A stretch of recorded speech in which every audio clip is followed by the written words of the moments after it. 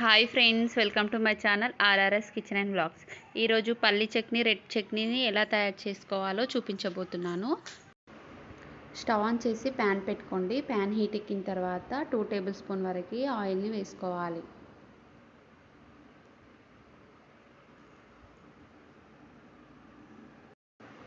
Oil అనేది heat ఎక్కిన తర్వాత 1 కప్ వరకు పల్లీలను వేసుకోవాలి.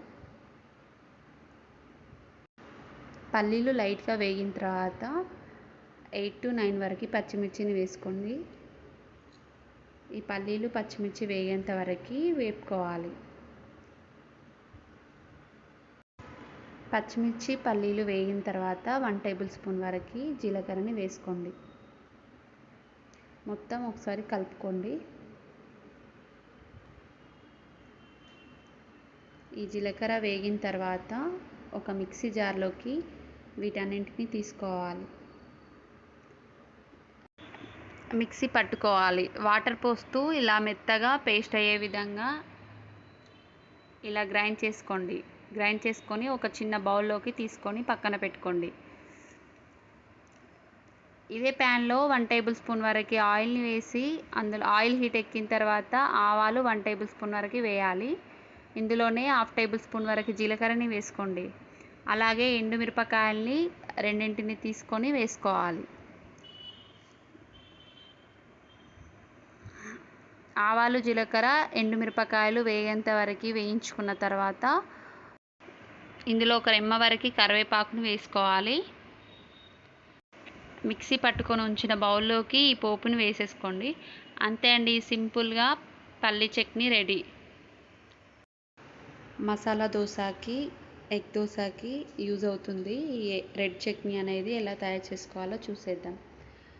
ఒక మిక్సీ జార్ తీసుకొని అందులో 7 to 8 వరకు రెడ్ మిర్చిని వేసుకోవాలి.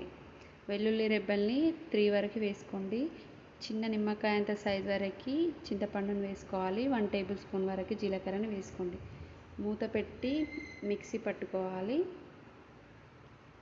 లైట్గా వాటర్ వేస్తూ మిక్సీ పట్టుకోండి. ఇలా మిక్సీ పట్టిన దాన్ని ఒక బౌల్లోకి తీసుకోవాలి. స్టవ్ ఆన్ చేసి ప్యాన్ పెట్టుకోండి. ప్యాన్ హీట్ ఎక్కిన తర్వాత 2 టేబుల్ స్పూన్ వరకు ఆయిల్ని వేసుకోవాలి. అందులో 1 టేబుల్ స్పూన్ వరకు ఆవాలు, 1/2 టేబుల్ స్పూన్ వరకు జీలకర్రని వేసుకోవాలి.